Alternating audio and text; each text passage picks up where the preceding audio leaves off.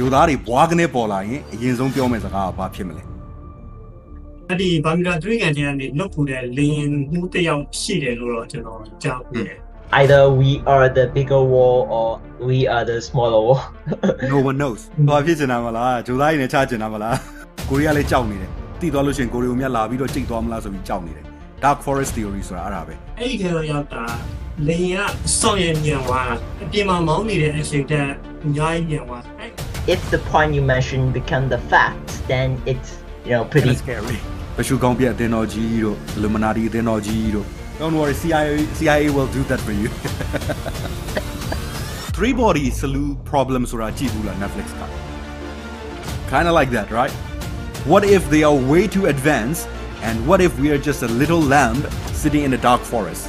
Maybe that's because the quantum wall reflects the actual wall. Africa တော်တွေက tribe တခုကို American နိုင်ငံဝင်သိမ်းတယ်လို့ဖြစ်တယ်နော် nuclear bomb ပမာဏနီးပါးရှိတဲ့ဂါတာတော်ရွတ်နိုင်တယ်ဆိုဘယ်လိုလုပ်မလဲအေးရခိုင်ရုံးမှလည်းရောက်သွားပြီးတော့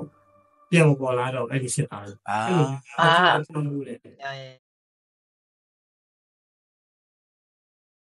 ကျေးဇူးပြုအားလုံးအတွက်တစ်ချက်လောက်မိတ်ဆက်ပေးပါအောင်ဝေးလင်းကစားပါအားလုံးမင်္ဂလာပါကျွန်တော်ကဝေးလင်းပါအခုလောလောဆယ်ကျွန်တော်က MIU မှာ business management နဲ့ပတ်သက်ပြီးတော့ HND တက်နေရပါဟုတ် Okay bullish ကျွန်တော်နာမည်ကတော့ဒါတော့ကျွန်တော်ရဲ့business name ပေါ့နော် Mr. Bullish ကျွန်တော်ရဲ့နာမည်ရင်းကတော့ဖြိုးစင်ခန့်တော်တော်များတော့ကိုခန့်လို့ခေါ်တယ် YouTube မှာကျတော့ကျွန်တော်ကို Mr. Bullish လို့လူသိရပေါ့နော်သိကြတယ်ကျွန်တော်လက်ရှိထိုင်းနိုင်ငံမှာနေပါတယ်ဒီ trading forex trading လုပ်တယ်ပေါ့နော် So first of all forex trading နဲ့ပတ်သက်လို့unique ဖြစ်တယ်လို့ထင်ရတဲ့အချက်ကလေးတစ်ချက်နှစ်ချက်ပြောပြပေးပါဦးအဓိက unique ဖြစ်တယ်ဆိုတာထက်ဗျာ forex trading ကတခြား business တွေနဲ့မတူဘူးဒီ trading လောကထဲဝင်လာတယ်ဆိုတဲ့လူတွေတော်တော်များများကတော့ freedom ဖြစ်ချင်လို့ပြီးတော့ကိုသွားတဲ့နေရာတိုင်းမှာအလုပ်ကိုလုပ်လို့ရအောင်ပေါ့အဲ့လိုမျိုးအတွက်ကြောင့်လာကြတယ်ပြီးတော့နောက်တစ်ခုကဒီဘက်ခေတ်မှာလည်းဒီ trading ကလူတွေရဲ့ဂျာမှာလူပြောများလာတယ်ပေါ့လူပြောများလာတဲ့များဒီ trading ကိုစိတ်ဝင်စားလာတယ်ဒီကနေပြီးတော့ကျွန်တော်တို့လုံလာကြတယ်ပေါ့နော်ဒါပေမဲ့မြန်မာနိုင်ငံမှာကျတော့လက်ရှိချိန်မှာ develop တော့ဖြစ်နေတယ်ဒါပေမဲ့မြန်မာနိုင်ငံကဒီ trading ရဲ့ community ကတော့ပြတ်နေတယ်ပေါ့နော်ဒီလိုပဲပြောမှာပေါ့ physical business တွေလိုမျိုးဒီကောင်ကပတ်စံလေးလွယ်လွယ်မရဘူးပတ်စံဆုံးရှုံးတော့လွယ်လွယ်နဲ့ဆုံးရှုံးနိုင်တယ်ပေါ့ဒီအချက်တွေပါပဲဆိုတော့ထူးခြားတဲ့အချက်ဆိုတာရေလို့တစ်ခုနဲ့ပြောရမယ်ဆိုဘယ်လိုပြောမှာတော့ထူးခြားတဲ့အချက်ဆိုတာကြီးကိုထူးခြားတဲ့အချက်ဆိုတာရေပြောရမယ်ဆို online ပေါ် currency တွေကိုအယောင်းဝယ်လုပ်ရတာပေါ့အပြင်မှာကျွန်တော်တို့သွားရောင်းဝယ်လုပ်နေကြမလို့တော့ပေါ့ဗျာဒီထဲမှာပဲကျွန်တော်တို့က wall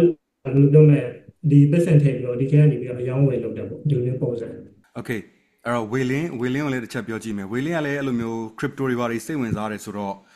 ဝေလင်းအခွင့်အရေးရမယ်ဆိုလို့ရှိရင် forex တို့ဘာလို့ try ကြည့်ခြင်းလားဟုတ်ဘယ်လိုပြောမလဲ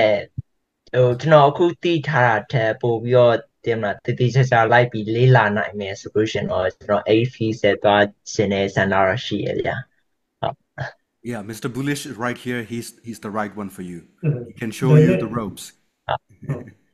ဒါပေမဲ့ကျွန်တော်တခုလို့ပြောချင်တယ်ဒါပေမဲ့ foreign နဲ့ crypto နဲ့ကမတူဘူးပေါ့နော်ဒီဒါလေးတော့ကျွန်တော်ခွဲခြားဖို့လိုတယ်ဒီအဲ့ဒီ foreign မှာတော့မှကျွန်တော်အများကြီးกว่าပြီးတယ်ပေါ့နော်ကိုက investment နဲ့တွားမှာလားဒါမှမဟုတ်ဒီ trading တော့မှာ forex ဆိုတာ trading တာမြန်မာနိုင်ငံမှာကျွန်တော် investment နဲ့ဟိုဖြစ်တယ်ပေါ့ပြီးတော့ crypto မှာလည်းအဲ့လိုမျိုး crypto မှာဆို investment ရှိတယ် trading ရှိတယ်ပေါ့ဒီမျိုးပုံစံတချို့ကျတော့ investment ကBinance တွေပါတွေဟိုဒီ percent တွေပါတွေထည့်ပြီးတော့အတိုးပြန်ယူတာရှိတယ်ဗျာတချို့ကျတော့အဲ့ဒီမျိုးပုံစံတွေပေါ့ဒါတွေတော့ကွာတယ်ပေါ့ဒါပေမဲ့ Binance မှာလည်းကျွန်တော် trading လုပ်လို့ရတယ်ဒါပေမဲ့သူကကျတော့ crypto တွေပေါ့ဗျာ crypto တွေ trading လုပ်ရတယ်ဒီမျိုးပုံစံတော့ကွာတယ်ပေါ့ဒါပေမဲ့market ရဲ့သဘောတရားတွေကြတော့အကုန်လုံးနှီးပါတူတယ်ဥပမာ analysis လုပ်တာချင်းလည်းတူတယ်ဒီ trading လုပ်ရတာချင်းလည်းတူပဲဒါပေမဲ့ crypto နဲ့ foreign နဲ့မတူတာကြတော့ဘယ်လိုပြောလဲ crypto ဆိုတာက digital ငွေကြေးတွေကိုကျွန်တော်အယောင်းဝယ်လောက်ရတာတနည်းအားဖြင့် BTC တို့ USDT တို့ဒါတွေကိုအယောင်းဝယ်လောက်ရတာဗျာဒီ foreign မှာကျတော့အဲ့လိုမျိုးမဟုတ် foreign မှာကျတော့အများကြီးပဲဘာလို့လဲဆိုတော့ကိုကဒီရွှေတွေကိုအယောင်းဝယ်လောက်မှာလား commodity ပေါ့ဗျာဒီကုန်စည်တွေပေါ့အဲ့ဒီဟာတွေရောင်းဝယ်လုပ်မှာလားဥပမာဒီရင်းနှီးတွေကိုရောင်းဝယ်လုပ်မှာလား currency တွေရောင်းဝယ်လုပ်မှာလားဒါတွေကွာသေးတယ်ဒီ crypto မှာကျလည်းအဲ့လိုပဲ crypto မှာကျ digital ငွေကြေးတွေပေါ့ BTC လား USDT လားဒါမျိုးတွေကွာတာပေါ့နော်ဒါနဲ့ crypto မှာကျတော့ပြန်ခွဲသေးတယ်သူက investment ပိုင်းနဲ့တွားလာရှိတယ်ဒီ trading ပိုင်းနဲ့တွားလာရှိတယ်ဒါမျိုးတွေတော့ကွဲတာပေါ့နော် I see ဟုတ်ပြီဗျကဲအဲ့တော့ကိုဝေလင်းရင်ကျွန်တော်ကိုကျေးဇူးပြုပြီးတော့ဗောနော်ဒီအခုလောလောဆယ် business management လေ့လာနေတယ်ဆိုတော့ business management တဲမှာဗောနော်ကိုအနေနဲ့ထူးခြားတယ် weird ဖြစ်တယ်လို့ထင်တဲ့ဟို subject မျိုးရှိလားအကြောင်းအရာမျိုးရှိလား topic မျိုးရှိလားရှိရ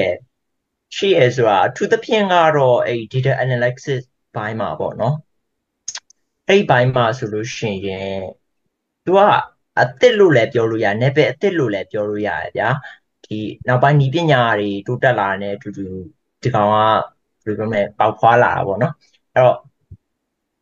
အဲ့အပိုင်းကတော့တော်တော်ကြီးဟိုဘယ်လိုပြောတော်တော်ကြီးထူးဆန်းတယ်ပေါ့နော်ကျွန်တော်မြင်မှာဘာလို့လဲဆိုတော့ तू ကဒီဘက်က manage အပိုင်းရောဒီဘက်ကဒီ data တွေdata တွေကို collect လုပ်ပြီးတော့ process လုပ်ပြီး manage လုပ်ရတယ်ရောသူ accounting နဲ့အဲ့လိုမျိုး report ရေးရတဲ့အဆက်ကြားကြီးပေါ့နော်အဲ့လိုမျိုးဖြစ်နေရောတော်တော်စိတ်ဝင်စားဖို့ကောင်းပါတယ်ဒါပေမဲ့ကျွန်တော်တို့ကအရင် weird ဖြစ်နေနံပါတ်တွေနဲ့အဲ့လိုရေးရတယ်အကုန်ရောနေရောဟုတ် I see ဒါပေမဲ့အရင်တော်တော်အသုံးဝင်နေအခုခေတ်မှာဆိုတော့တော်တော်အသုံးဝင်နေပဲပေါ့နော်ဟိုမဖြစ်မနေပုံစံမျိုးဖြစ်လာတဲ့အနေပဲတခုပေါ့Okay good ကဲအဲ့တော့ကျွန်တော်တို့ဟိုလူစိတ်ဝင်စားမဲ့ topic လေးတွေပြောကြည့်အောင်เนาะအကြောင်းအရာလေးတွေပြောကြည့်အောင်အဲ့တော့ကျွန်တော်အားလုံးကဒါလူငယ်တွေလည်းဖြစ်တယ်စာမျိုးစုံလည်းဖတ်ဖူးတဲ့လူတွေเนาะအများကြီးလေးလေ့လာဖူးတဲ့လူတွေလို့ကျွန်တော်ယူဆတာဖြစ်တဲ့အတွက်ဒီမေးခွန်းလေးကိုဖြေကြည့်မယ် What would you say if the aliens showed up ဂျိုသားတွေဘွားကနေပေါ်လာရင်အရင်ဆုံးပြောမယ့်စကားကဘာဖြစ်မလဲတကယ်လက်တွေ့မှာပြောတာစိတ်ကူးရင်တော့စိတ်ကူးရင်ပေါ့လေတော်တကယ်လက်တွေ့မှာပေါ်လာခဲ့ရင်ဘာဖြစ်မလဲ Well I would like to ask their intention of the purpose to visit our planet yeah so you will ask them why they're here so you wouldn't be surprised and why and are they friendly or come to colonize us or something like that. Yeah. Okay. I want to squeeze that information out first. Yeah. Don't worry, CIA will do that for you. First. Okay, bullish. သူမှတော့ဒါနဲ့ပတ်သက်ပြီးတော့ပြောစရာမရှိဒီလောက်ပေါ့နော်။ဘာဖြစ်လို့အခုတော့ပြောချင်တယ်ပေါ့နော်။မင်းတို့ငါတို့ကဘာကြီးကိုဘာလာလုပ်တာလဲပေါ့။ That is a very interesting question because most people want to know that, and I want to know that too. Now,ကျွန်တော်လည်းသိချင်တယ်ဒီ aliens နဲ့ပတ်သက်ရင်ပြောကြတဲ့ theories တွေအများကြီးပေါ့လေအဲ့ဒီထဲမှာကျွန်တော်တို့ကြောချမ်းစေတဲ့ theory ကဘာလဲဆိုတော့ first of all ပထမဆုံးအနေနဲ့ကျွန်တော်တို့ဂျိုကစကြဝဠာကြီးတစ်ခုလုံးမှာ advance အဖြစ်ဆုံးသောလူတွေနေတာဖြစ်ပါတယ်ဆိုတဲ့ theory ဆိုတော့အဲ့လိုတွေးကြည့်လိုက်လို့ရှိရင် if we are the first advanced civilization in the entire universe ကျွန်တော်ပြောချင်တာအဲ့လိုဆိုခဲ့တော့ပေါ့နော်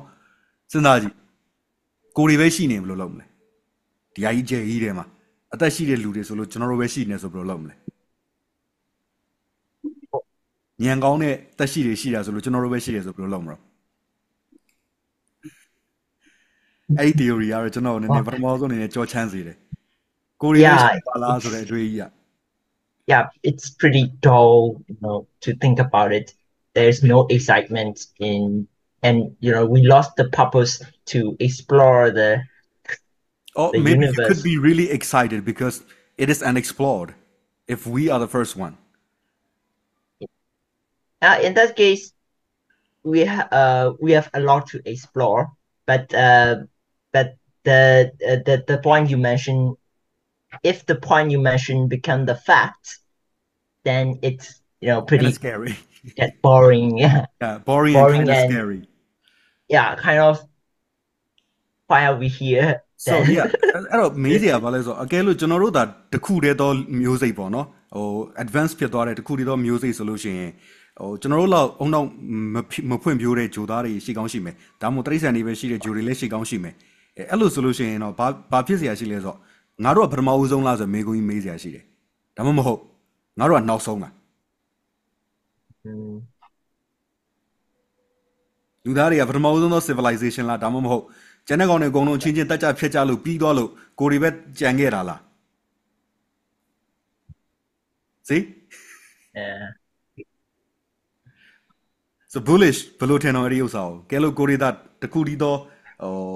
intelligent species ဖြစ်ခဲ့မယ်ဆိုရင်ပြောကျွန်တော်လာအဲ့လိုကလည်းပဲပေါ့ကျွန်တော်တို့တမျိုးလူသားတွေကပဲဒီလိုမျိုးဖြစ်တယ်ဆိုရင်တော့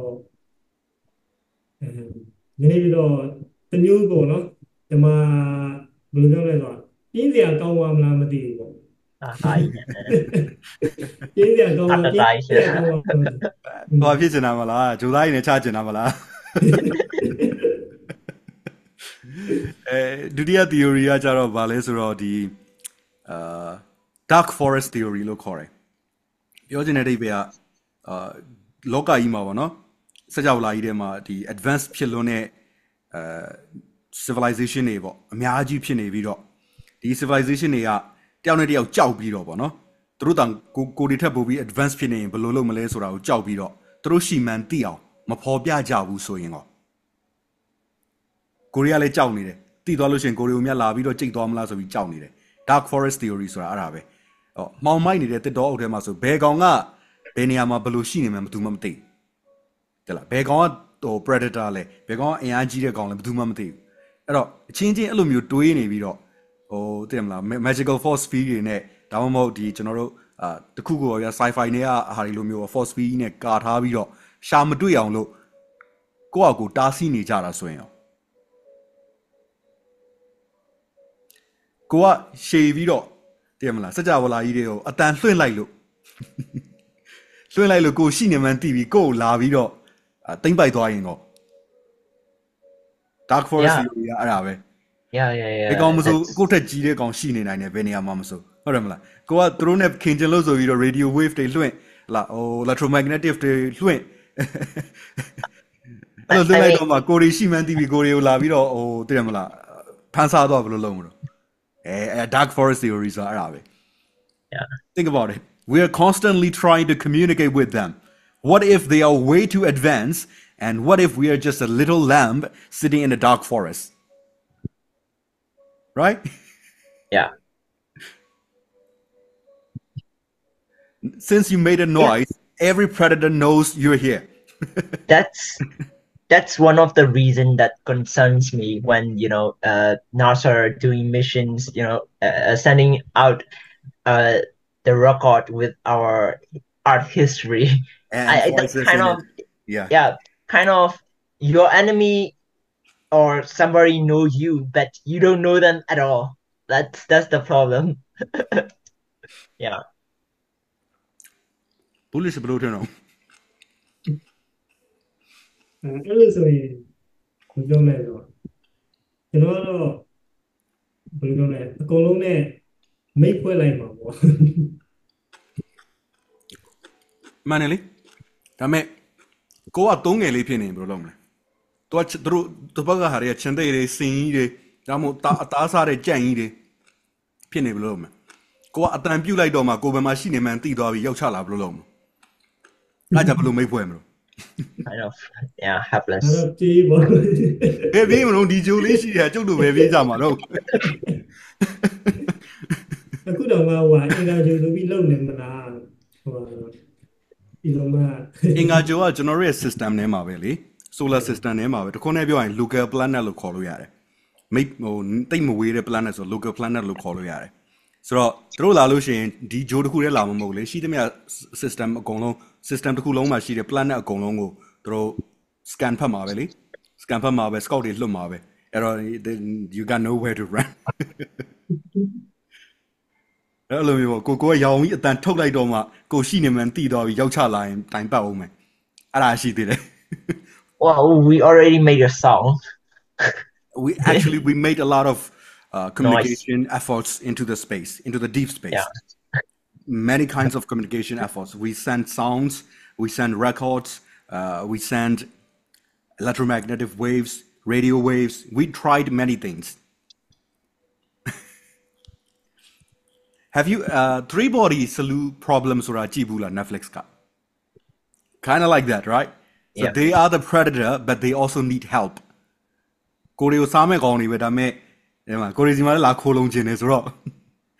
What if it's like that? The question is like, Yeah. right? You just send out the message without knowing who's out there, without knowing predators are out there, and now they all know that you are here, alone, defenseless.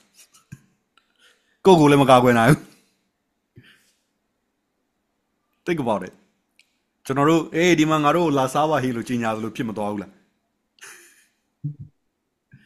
So that's the dark forest theory. Telescope တွေနဲ့ကြည့်ကြတယ်ဒါပေမဲ့ဘယ် civilization မှမတွေ့ဘူး What if they are blocking the view? Right? ဒီphotons တွေနဲ့ဖောက်ထွင်းကြည့်လို့မရအောင်ကာထားမယ်ဆိုပြီးဘယ်လိုလုပ်မလဲကျွန်တော် photon ဆိုတာဒါအလင်းက photon ပဲလေ photon တွေနဲ့ဖောက်ထွင်းကြည့်လို့မရလောက်အောင်သူတို့ဘက်ကတစ်ခုခုနဲ့ကာထားခဲ့ရင်ဘယ်လိုလုပ်မလဲ distractive wave or something like that. Then we won't know who's out there. We will never know who's out there.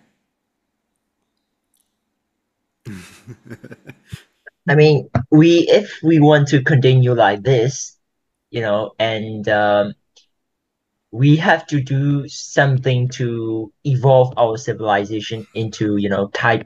2 or 3 civilization, like something like that. At least one type above us, right? We are like what 0.7 of 0.5, not even a 1. Yeah, that's what I'm talking about. It's now at this point we are very vulnerable in the space, and if something happened, we can do nothing at all. Nothing. Just we have to accept our fates in that second. Die for them. Yeah.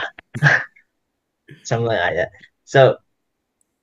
yeah, unless we evolve as a civilizations or we die. For that, we need to actually know there is something that we must compete against. Humanity will not easily unite under one leader and try to develop into a bigger civilization. No, I don't think so. For that, we need an actual threat out there waiting for us. Then we might probably unite together and build a better wall, build a better civilization. Type 1 civilization is a civilization that consumes and produce all kinds of energy producing materials on the planet, utilizing all the possible energy materials. Type 2 is basically utilizing other planets. Type 3, on the other hand, is utilizing the sun. Yeah. The star in the middle of it. Think about it. It's way too long for our civilization to reach to type 2. Yes, Elon Musk is trying to do that, but even so, we won't be type 2. We will just be multi-planetary species. For us to be type 2, we must be utilizing all of the planets in our solar system. That's type 2. We're barely 0.5 or 0.7. So yeah, if the dark forest theory is true, I think we cannot survive an attack like that. We will never survive. So bullish below 10 now. Communication problem ရှိသေးတယ်ဘယ်လိုတော့ပြောမသူတို့ဘာစကားပြောလဲကိုမသိတာမှမဟုတ်တာတို့ကလည်းအဲ့ဒီပိုင်းလေးကတကားမှတော့မစင်တာဘူးဆိုဘယ်လိုပြောမလဲကိုရဲ့အင်အားကိုလည်းသူတို့ကမသိဘူးဗျာသူတို့ရဲ့အင်အားကိုလည်းကိုကမသိဘူးဆိုတော့ကိုကဘယ်လိုပြောမလဲနည်းနည်းလေးတော့ဟန်ဆောင်အောင်ပေါ့သူ့ထက်အင်အားကြီးတဲ့ပုံစံအဲ့လိုမျိုးပဲဟိုဖြစ်ရမှာပေါ့ So ပြောချင်တာဟိုလို့ပေါ့ out of war 3ပေါ့ဟုတ်တယ် so သူတက်အင်အားကြီးတယ်ဆိုတာပြဖို့ဆိုတာသူ့အင်အားဘယ်လောက်ရှိတယ်လဲသိဖို့လိုသေးတယ်လေသူ့အင်အားဘယ်လောက်ရှိလဲမသိဘဲနဲ့ကိုကသူ့တက်အင်အားကြီးပါတယ်ပြလို့မရဘူးလေဥပမာကျွန်တော်တို့ဟိုစိတ်တကောင်ရဲ့တမ်းမကျမ်းမာတန်ဆွမ်းပါတယ်ဆိုတဲ့ခန္ဓာကိုယ်ကစင်တကောင်ဘလို့မှရှင်လို့မရဘူးလေစိတ်ကဗလာကြီးညစ်ပြနေပါစေစင်ကနှမောင်းတစ်ချက်ရရင်အိတ်စင်သေးအိတ်စိတ်သေးမှာပဲလေဟုတ်တယ်မလားအဲ့ဒါလည်းရှိသေးတယ်ကိုကတည်းကready ဖြစ်ပြီကွာဆိုပြီး nuclear ဘုံကြီးတွေကိုတည်းမှာဟို outer ring နဲ့မှာ outer ring မှာဖြစ်တယ်ကျွန်တော်တို့ရဲ့ဒီ orbit ထဲမှာဖောက်ပြတော့ဘုံ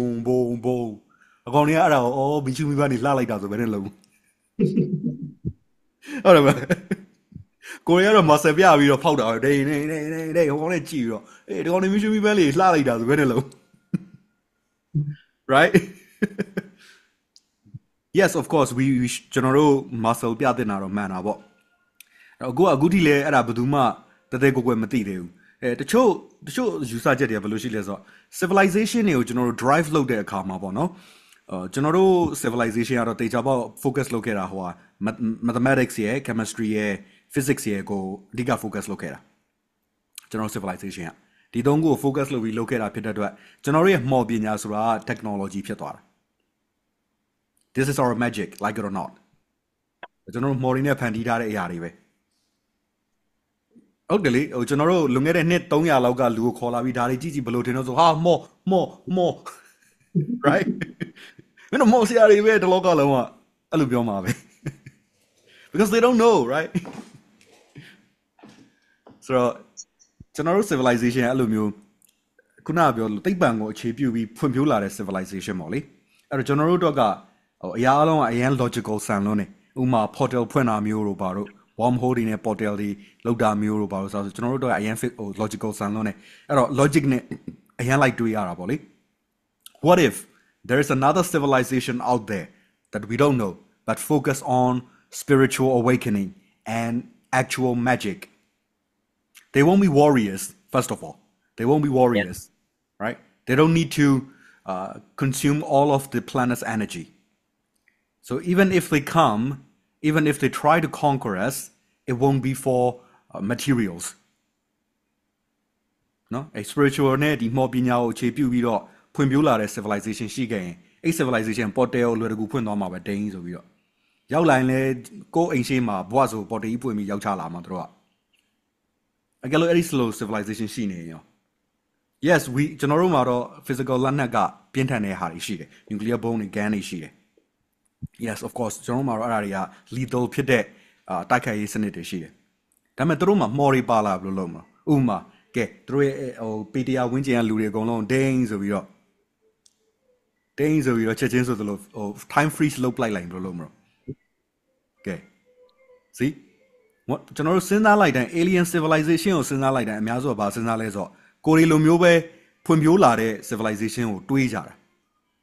သိလားကိုရီလိုမျိုးပဲသိပ္ပံအခြေပြုပြီးဖွံ့ဖြိုးလာမယ်သိပ္ပံအခြေပြုပြီးဖွံ့ဖြိုးလာမယ်ပဲတွေးကြတာအကယ်၍တို့ကသိပ္ပံကို focus မလုပ်ခဲ့ပဲနဲ့ spiritual awakening နဲ့ spiritual power ဘိုင်းကိုတောက်လျှောက် focus ပြီးဖွံ့ဖြိုးလာတဲ့ civilization ဆိုဘယ်လိုလုပ်မလဲတို့နေလို့ရှင်တဲတွေထဲမှာနေတယ်ဟုတ်လား interplanetary travel ပေါ်တယ်တွေနဲ့သွားတယ်တို့ရဲ့ဟိုအမြင့်ဆုံးသောလက်နက်ကဓာတ်တစ်ချောင်းကျွန်တော်မော်ရီနဲ့ကြီးပဲချတယ်ဖြစ်နိုင်တာပဲတွေးကြည့် it is purely possible ကျွန်တော်တို့ဒီသိပ္ပံထွန်းကားလာပြီးနောက်ပိုင်းမှာကျွန်တော်တို့ civilization က spiritual ကိစ္စတွေအကုန်လုံးဘေးဖယ်ခဲ့ကြတာသိပ္ပံတွေ logic တွေထွန်းကားလာပြီးနောက်ပိုင်းမှာ mathematics တွေထွန်းကားလာပြီးနောက်ပိုင်းမှာ spiritual awakening နဲ့ဒီရှင်းပြောရင်ဗျာဟိုမော်နဲ့သိပ္ပံဆိုတာကလည်း quantum level ရောက်သွားရင်နေလားငါလားခွဲမရတော့ဘူးရှင်းပြောရရင် what if နော်သူတို့ကအဲ outer wall ကိုတိဆောက်ခဲ့တာမဟုတ်ဘဲနဲ့ inner wall ကိုတိဆောက်ခဲ့ပြီးတော့ inner spiritual wall နဲ့ဒီ quantum wall ကိုဒီကိုယ့်ရဲ့ spirit နဲ့ access လုပ်ပြီးတိဆောက်ခဲ့တဲ့ civilization မျိုးဖြစ်ခဲ့ရင်ကျွန်တော်ဘယ်လိုရင်ဆိုင်မတို့ we don't have anything at all ဘယ်လိုလုပ်မလဲရက်ွက်တဲ့ဟိုနက်ကတော့ခေါ်မှာလားလာနေနဲ့တွေပြင်ပြီးတော့ချဟေး maybe yeah well in that case you know they are the god we worship and mention in our history and culture they are the closest being with them I mean so yeah and what if they look just like us yeah in in that logic, I would like to already accept that spiritual being alien, with spiritual development and that stuff already exists in our. It's a possibility. Yeah. Mathematically, it's a possibility. I'm not talking about multiverse yet, okay? We're not going into the multiverse theory. It's a very popular theory right now. Everyone knows that. What if in this timeline, in this universe, what if, right? There's a civilization out there solely focusing on spiritual energy, development, building skills, and building monuments with their magic, and mana is their most important resource. In order to gain mana, they kill each other. Of course, there will be war. If there are intelligent species out there, there will be war, but it won't be different war. It will be different wars. They won't be fighting for natural resources. They'll be fighting for spiritual resources, like a huge lake where you can gather all of the universe energy into one spot, and that would be the gold mine. အဲ့တို့တို့ရွှေတွင်းမယ်ဒါမှမဟုတ်တပ်တုတွင်းဟိုပါပဲ uranium တွင်းမယ်ကျွန်တော်တို့ဒီမှာ uranium တွင်းကအရန်ရေးပါတယ်လို့မျိုး cobalt တွေပါတွေကအရန်ရေးပါတယ်လို့မျိုးသူတို့ဒီမှာအဲ့လိုမျိုး spot တွေကအရန်ရေးပါမယ်အဲ့အဲ့ spot တွေအများကြီးပိုင်ထားတဲ့သူတို့ရဲ့ဒီနိုင်ငံတွေက super power နိုင်ငံကြီးတွေဖြစ်မယ်သူတို့ရဲ့သမ္မတဆိုတာမျိုးတွေခေါင်းဆောင်ဆိုတာမျိုးတွေကဒီဘယ်လိုပြောရမလဲ legendary status ရှိတဲ့ grand wizard ကြီးတွေ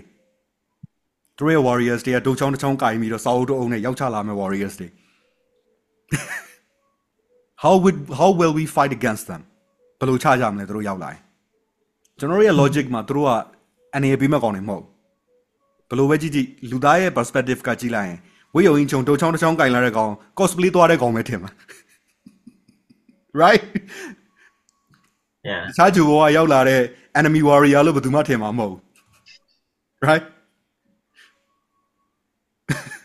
how are we going to defend how are we going to attack them what if they come in thousands possibly millions ပုံရမ်းမင်းကြီးကိုပြင်ပြီးတော့အေးကမရချဟာလားကမရဦးဆောင်ဒါမှမဟုတ်လေဒီမှာရဟန်းတော်တွေပြင်ပြီးတော့ဂါလာရီဒီကတော့မတိုင်းရရှိရပေးရဟာလား Christian တွေဆိုလို့ရှိရင်လည်းoh Jesus ကချပေးခဲ့တဲ့ဂါလာတော်တွေထိုင်ရ will it even affect them the question is အဲ့လိုလောက်တာတော့ကျွန်တော်တို့မှာတော့ spiritual ရှိတယ်ဒါပေမဲ့ science လောက်မဖွင့်ပြောတာတော့လက်ခံရမယ်ဒါပေမဲ့ will it even affect them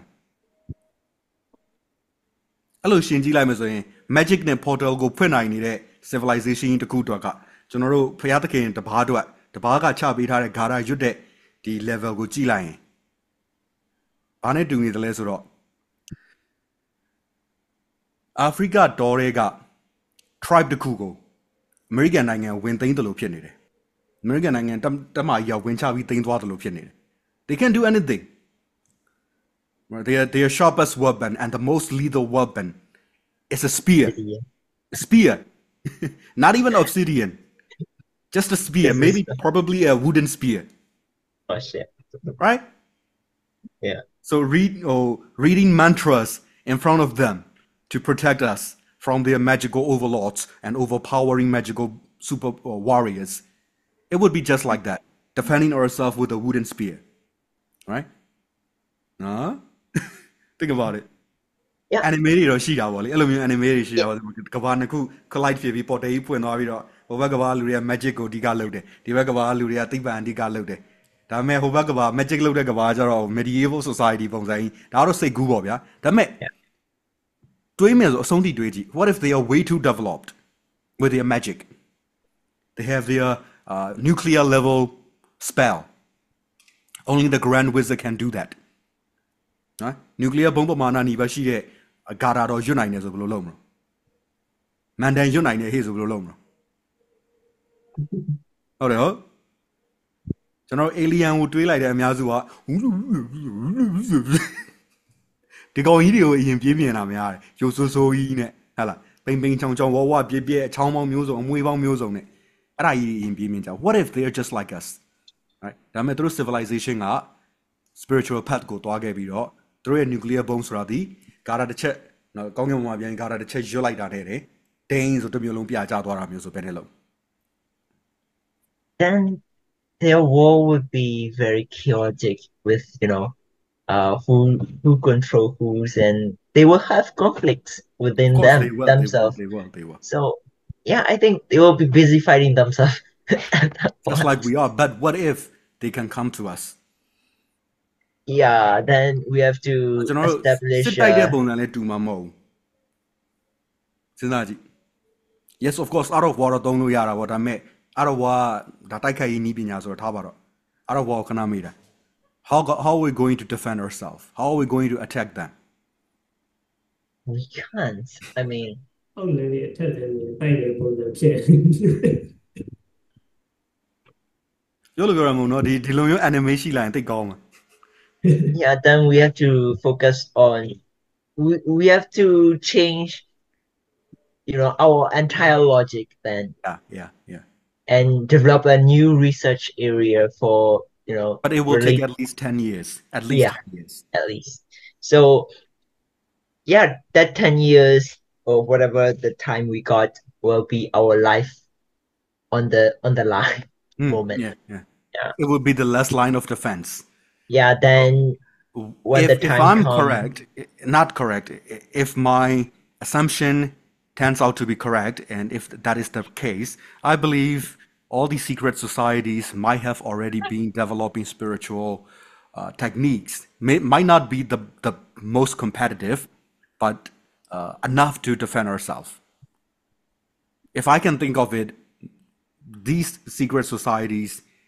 they may have already. In my opinion, I have this idea in my train of thought that civilization rise and fall, and at one point we are very outstanding at that spiritual area, and then that civilization fall. Then our current civilization came to rise. So, in that case, if we are willing to look deep enough, then we might discover back those Asian knowledge. Then we have a chance to survive that catastrophe or event. You mean archaeology? Yeah, archaeology may become, one of the key area for our They will be the most advanced and most planet. financed subject. Yeah. Just like law and doctors. Yeah, because right now we have a lot of script and clues of those weird magic things in our Yeah. history. So our ancestor must have some kind of knowledge, going into that area. India would be the best place to do so. Yeah. Because Indians, they knew about the particles, the quantum realm, like 2,000 years before now. So maybe 2,000 or 3,000 years ago. I think their philosophy in that subject is very advanced at that time. Yeah. The Still way advanced, I would say. Yeah, Still advanced. We Their kind of philosophy. assume their religion as weird because we never understood their deep-seated spiritual philosophy. Right? There are some theories that the universe is on the back of a giant turtle floating around in space. It's weird. I have to admit, it's weird. But what if you can actually, view into the quantum world and realize maybe the whole of the universe is on a small table, on a turtle toy, in an alien's bedroom? What if that is the reason? What if that is the reason they claim that the universe is on the back of a giant turtle? For us, it's giant, but for the alien who has our universe as a toy on their table, it's just a little glowing thingy. I mean, it is the exact, understanding of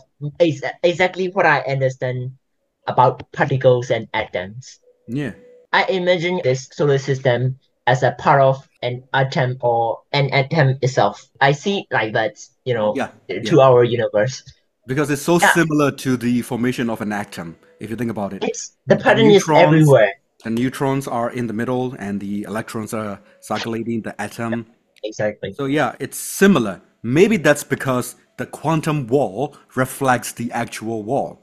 At that point, it's split into two walls. Either we are the bigger wall or we are the smaller wall.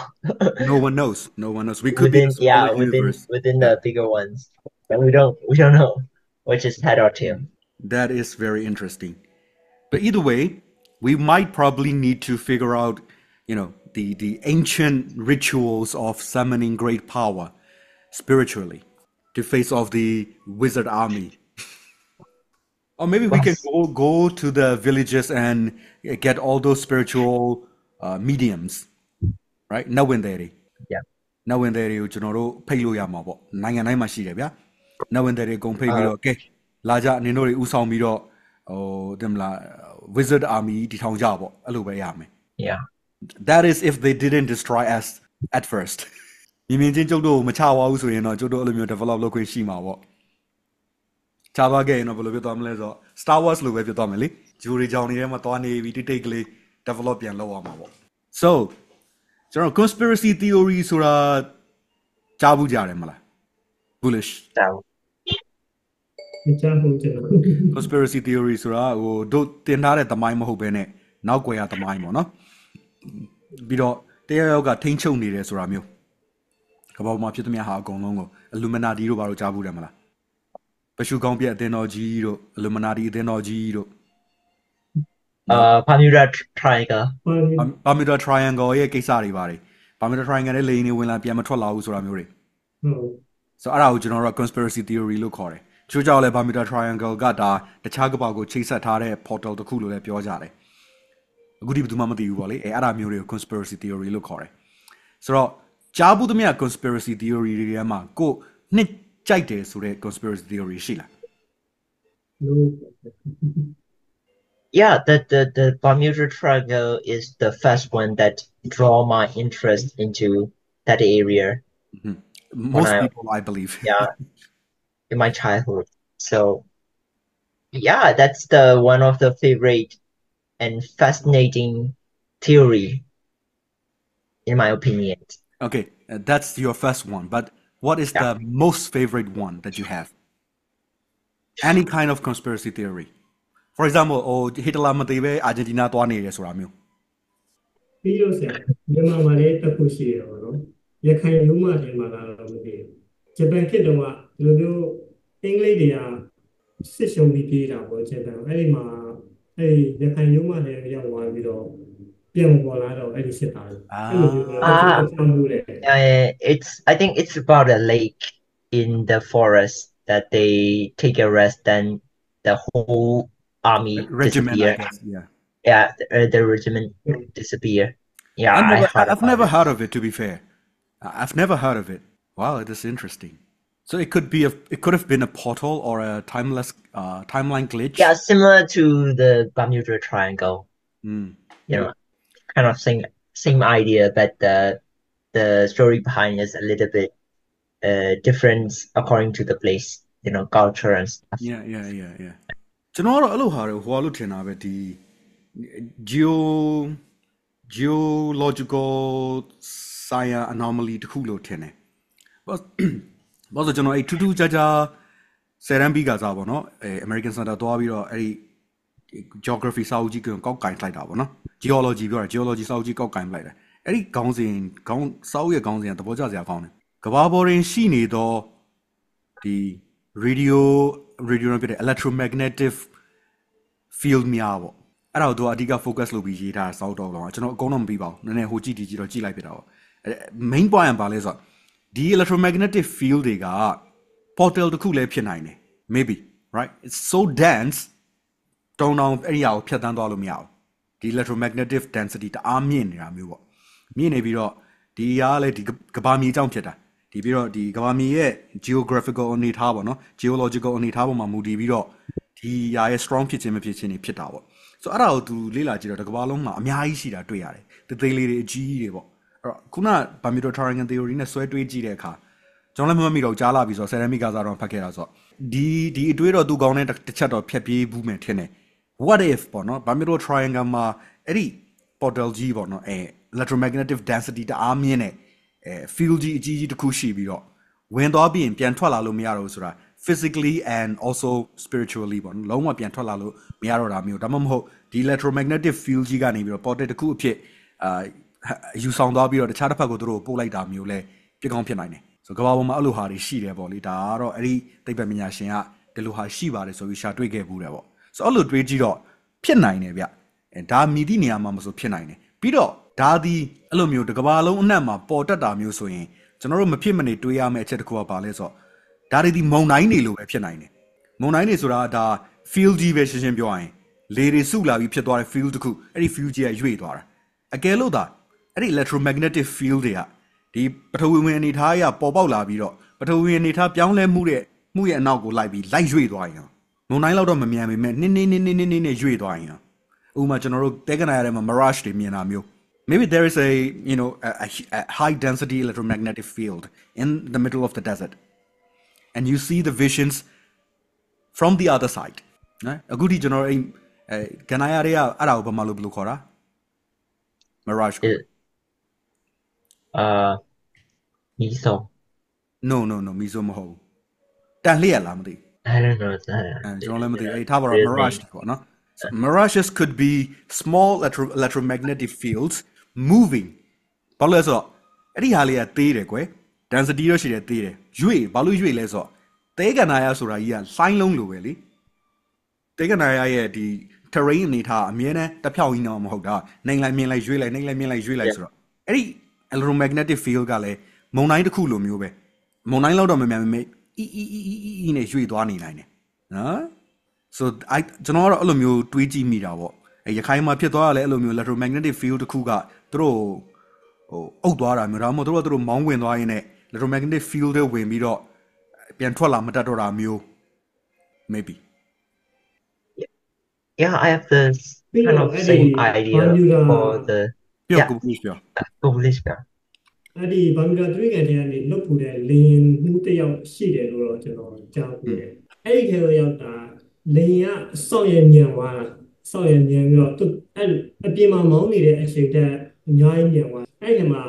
ဘယ်လိုမိုးကြိုးဆက်ကွင်းနေလို့မသိဟိုပါဗျာမုံတိုင်းဖြစ်နေအဲ့ဒီဘယ်လိုပြောမလဲမင်းမဲနဲ့အဲ့လိုမျိုးတွေမြင်တယ်ပေါ့နော်အဲ့လိုမျိုးတွေရှိတယ်လို့ပြောတယ်ဟိုရိုးမုံတိုင်းတိုက်တဲ့လိုမျိုးအဲ့လို weather မကောင်းတဲ့တိမ်နေကြရဲရောက်သွားတဲ့ပုံစံမျိုးဖြစ်သွားတာဟုတ်တယ်ပြီးတော့လင်းရပုံမှန်တဲ့ဆောက်ရညံသွားဒီအရှိန်အကုန်ပေါ့အဲ့လိုပြန်ထွက်တဲ့အချိန်ကျရင်လည်းကိုစောက်ဝင်သွားတဲ့ပုံဥပမာဆိုရင်အလင်းတိုင်းတဲကိုဖြတ်ဝင်သွားတဲ့ပုံစံမျိုးပြန်ထွက်ရင်လည်းအဲ့လိုမျိုးပြန်ထွက်တယ်ပေါ့အဲ့ဒီလင်းမှုတယောက်တော့ရှိခဲ့ပြီလေပေါ့နော်ကျွန်တော်တော့မမှတ်မိတော့ဘူးလို့လည်းအဲ့လိုမျိုးကတော့ကျွန်တော်လည်းနည်းနည်းကြားဘူးတယ်အသေးစိတ်တော့မကြားဘူးပဲကြားဘူးတယ်ဆိုတော့ electromagnetic theory တွေဘာတွေပေါ့နော်ရှင်တွေးကြည့်လိုက်တဲ့အခါကျတော့ maybe possibility ကအဲ့လိုမျိုးဒါမှမဟုတ် spiritual density မြင့်တာလည်းဖြစ်နိုင်တယ် spiritual energy တအားမြင့်တာမျိုးလည်းဖြစ်နိုင်တယ် I don't know ဒါတော့ကိုဒီ knowledge ကအခုဒီ public ကိုမချပြသေးဘူးလို့ယူဆလို့ရတယ်ဒီအတွက်ကြောင့် public ကမသိသေးတာဒါပါကြီးလည်းအခုဒီဘယ်သူမှမသိဘူးပြီးတော့ဇက်ကတခါလည်းရှိရပဲသူက time travel ပုံစံဗျာဒီ flight 116ဆိုလားကျွန်တော်လည်းသိပါအဲ့ဒီကားလည်းကားရှိတယ်သူကအဲ့ဒီလေမောင်းနေနဲ့အဲ့ဒီအနည်းနဲ့တစ်ခုလာတယ်အဲ့ဒီထဲဝင်လိုက်တာဟိုစစ်ဖြစ်တဲ့ခေတ်ကိုပြန်ရောက်သွားတယ်ဗျာကြကပါစေဒုတိယအဲ့ဒီစစ်ဖြစ်တဲ့ခေတ်ကိုပြန်ရောက်ပြီးတော့အဲ့ဒီမှာလေရင်တွေအုပ်လိုက်တက်လာတော့သူတို့ဝိုင်းပစ်တာဝိုင်းပစ်ပြီးတော့ဒီမျိုးအဲ့ဒီမှာသူကအဲ့ဒီဒီတောင်ပေါဆက်တာပေါ့ဗျာလေရင်ခွဲတောင်ပေါဆက်တဲ့အချိန်မှာသူက1900နဲ့ဘယ်လောက်လဲမသိဘူးအဲ့ဒီကိုပြန်ရောက်သွားတယ်အဲ့လိုမျိုးဆင်းဖို့အတွက်လေရင်ဆင်းဖို့အတွက်ပြောတဲ့အချိန်မှာသူဆင်းလို့မရဘူးဗျာဆင်းတာနဲ့ဟိုကောင်လေးကလလာတိုက်တာလေနဲ့လလာပစ်တာပစ်ပြီးတော့မှနောက်ဆုံးတော့အဲ့လိုလွတ်သွားတယ်ပေါ့တော်တော်ကြာတယ်အဲ့ဒီမှာအချိန်နဲ့တော်တော်မြင်နေတဲ့ No အဲ့လိုမျိုးထူးထူးခြားခြားတွေထဲမှာဆိုရင်ပါလေဂျပန်ကိုလာလေတဲ့ထူးခြားတဲ့နိုင်ငံသားတယောက်ဆိုတာကြားဘူးလားသူ passport ကသူ passport ဟုတ်တယ်ကဘာပေါ် passport လုံးဝမဟုတ်ဟုတ်တယ်သူကလည်းအတိအကျကြီးပြောမဟုတ်ဘူးကျုပ်နိုင်ငံတကယ်ရှိတာဆိုပြီးတော့ဘယ်တိုက်မှာရှိတာလေးဆိုလက်ညှိုးတွေပါထိုးပြသေးတာသူက ဒါပေမဲ့ဖြစ်ချင်တော့အဲ့ဒါဒီကမ္ဘာမြေပုံမှာမရှိဘူးလေဂျပန်သူသွားလဲ anime ကြည့်ချင်လို့တော့မသိဘူးပေါ့လေ either way သူဂျပန်သွားလဲတာပေါ့နော်အဲ့ဒီမှာဂျပန်ဟို immigration officer တွေကလည်းထူးခြားတွေဖြစ်ပြီးတော့detain လုပ်ခဲ့ရတာပေါ့အဲ့ဒါလေးရှင်းပြရင် myth ပဲဗျဟိုတကယ်ဟုတ်လားမဟုတ်လားဘယ်သူမှမသိဘူးလုံးဝ myth တတာပဲ And then he disappeared overnight in jail. Yeah, kind of like that. So it's like an urban myth. But no one knows if it is actually true or not. But I believe sometimes we may be, glitching in between timelines. Mandela effect. Yeah. Something related to Mandela effect. So, ara liyo ro jono ro naw tapat ma be sat pyo me. Okay mala. Okay, bye bye everyone. Bye. Yeah. ကျေးဇူးပါ Bye bye.